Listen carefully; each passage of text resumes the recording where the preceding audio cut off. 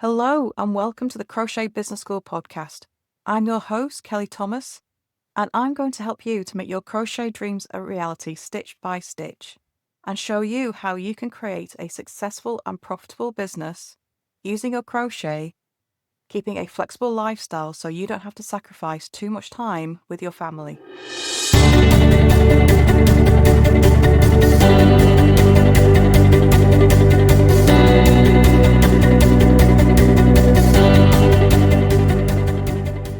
So let's get stuck into the first of this series of podcasts about how to start your crochet business and what options you have.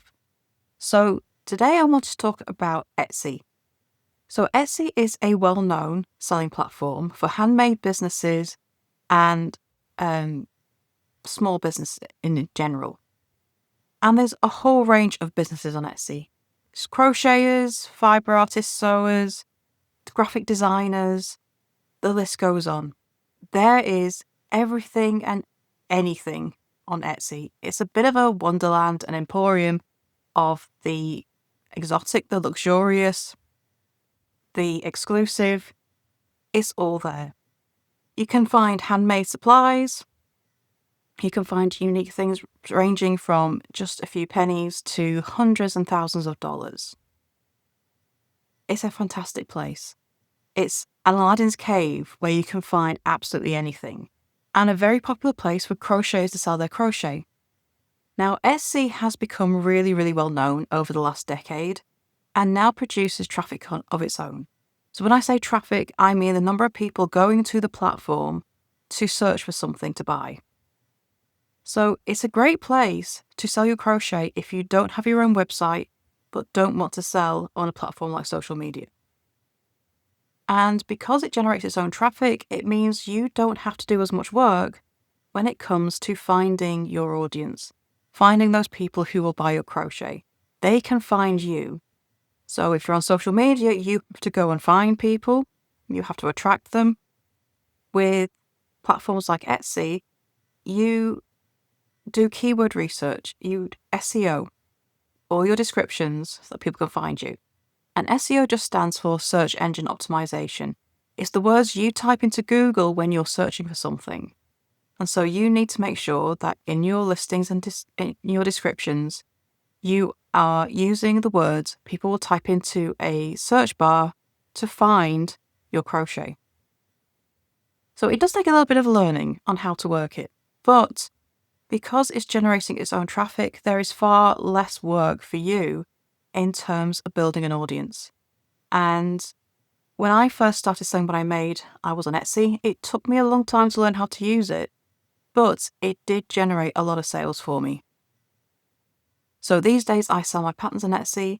I don't send any traffic on my own there. I purely get found through Etsy search results. And one of the big bonuses of Etsy is that not only do you get found through Etsy itself, your products appear on Google. So you also get to be found in Google listings. So there are some big benefits to being on Etsy. Now, Etsy takes some work. It's not, effort-free. You do have to learn to use the platform. You need to learn how it works. You need really good pictures because your pictures are going to sell. Do the selling for you. So when people put in searches, you get pages of pictures. That's how the search results are returned. You get the pictures and you get the title of the picture and the price. Your pictures have to stand out for the right reasons because one glance does it all. You have to stop the scroll. So to really succeed on Etsy, you need really fabulous pictures, which by the way, you can do just using your smartphone at home. I do have an ebook on that, on taking crochet pictures that sell. I'll put that link in the description. But you can create your own professional looking photos with just your smartphone, a really simple setup, and a little bit of editing at the end. You don't need to hire professionals to succeed in selling a crochet on Etsy. Now, one of the biggest gripes that people have about Etsy is the fees. But here's the thing, you get what you pay for. Now, if you're selling on social media and just, say, selling on Facebook and you get sales through Messenger, you only have to pay PayPal fees. But it's a lot of work. you've got to go find your audience, and then you've got to do all the backwards and forward with the messaging, and then you've got to agree on a price. And because that people are in your personal messages, it's much more easy for people to start haggling. With Etsy, you don't have that. With Etsy, you got a set price. Yes, people might message you and try and start haggling, but you don't have to reply. And you don't have to engage in that. You get what you pay for. So with Etsy fees, you get that ability to appear in search results, which you don't get on social media. You get to appear on Google, which, yes, it can get found on Google on using social media, but it's very limited. Not like getting your listings individually popping up in Google search results, like you can on third-party platforms like Etsy. So the only fees you pay up front are a listing fee. So it's typically about 20 cents, but you pay that at the end of the month. And if you make a sale in that month, then your fees get deducted from your profits. So as long as you make a sale, you're not going to actually see a bill. If you don't make a sale, you will get a bill for those listing fees. You pay at the end of the month, and then you can start again next month. So the listing fee gets paid when you list something. So you can actually set your listings to have any number of stock. So say you want 20 items for sale. You will only pay the listing fee on one item. So 1 out of the 20, not all 20. And then when you make a sale, you will then get a listing fee for the next one of that 20. So you only get the listing fee once something sells for the next one. So you can list that you got 999, but you only pay the listing fee once. So once you make a sale, you then have to pay commission. And unfortunately, Etsy doesn't make that simple. It's a bit complicated. But there is an Etsy calculator. I'll put that in the description underneath this episode because it's a really handy thing to have. Etsy do not make it easy to calculate this at all. You also have the options to run ads. I would advise switching that off until you get used to the platform. Because unless your SEO is set up right, ads probably aren't going to do you any good. So that's more down the line advanced. But sell organically first, because once you're getting sales from organically, that is not paying for ads, and people just finding you in searches, you know something's working. That's the time you would think about running ads. So yes, there are fees for Etsy, but apart from the listing fee, everything else only gets paid once you sell. But knowing what those fees are is going to help you with your pricing. But don't worry about fees. Incorporate them into your prices, and don't worry about that making your prices too high, because here's the thing about crochet. It's a luxury item. Crochet is luxury because it is not a cheap method of production. You make it by hand, not by machine, which means that you can never compete with machine-made goods, and neither should you try. Which means you will never be bargain basement, you will never be the cheapest seller around, so instead you need to show the quality of your work. So when it comes to Etsy, you need good quality pictures, and you need to take pictures of every angle. Get close-ups of the stitches, get photos in context so it's being used, where it could be displayed, from all the different angles, and you can put up to 10 pictures on Etsy. And you could also put one video. Now that video does not have sound, but you could have it as simply as in your hand and twisting it round to be seen from all directions. Having that video gives you a bit of a competitive edge because it shows more detail than a single picture does. And that really helps the buyer. Because what you've got to do through your pictures and through your descriptions is show the quality of your work, show the sizing, show the details, show everything that your buyer needs to feel comfortable with pressing that buy button and buying from you, because they can't get hold of it in person.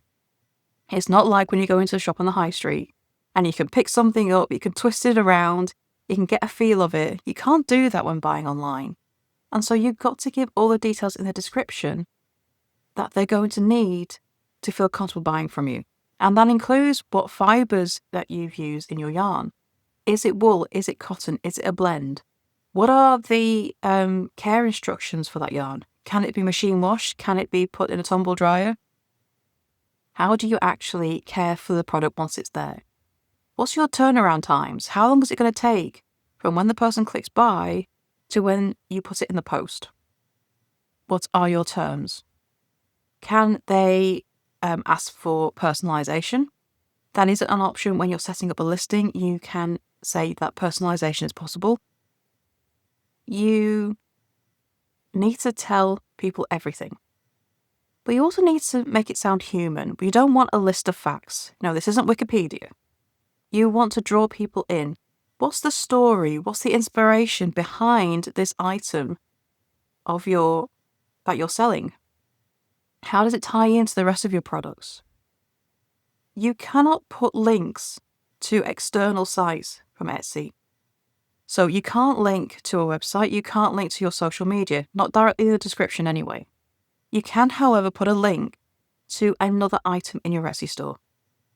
So if you've got a related product, you can put that in there as well, because maybe you've got a set that might be interested in.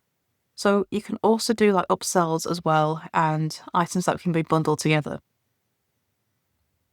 Now, also when you're setting up your Etsy shop, you're also going to have your own profile. And you have a section where you can talk about your store, your brand, what got you into crochet, why you decided to sell, all about your niche. And there you will have links to your social media as well. So you've got all kinds of ways that you can build your Etsy platform and people can find about you as a buyer and what you stand for, what your unique selling points are, why you're doing this, what your shop is about, what you are about. Because you want to build that connection, because these days people are thinking about the ethical ways of buying more than ever. And they want to buy from people, not machines, not AI. So you have to make yourself stand out as well. But talking about AI, Etsy is starting to incorporate AI features. So it's now offering AI to create titles that not only grab people's attention, but will also get you found in search results as well.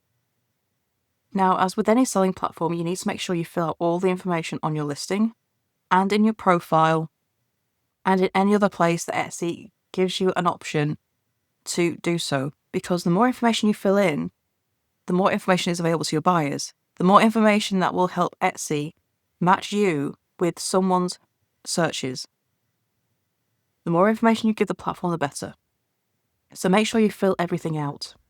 And if you do get stuck, then Etsy does have some really good help files and there are Etsy communities as well.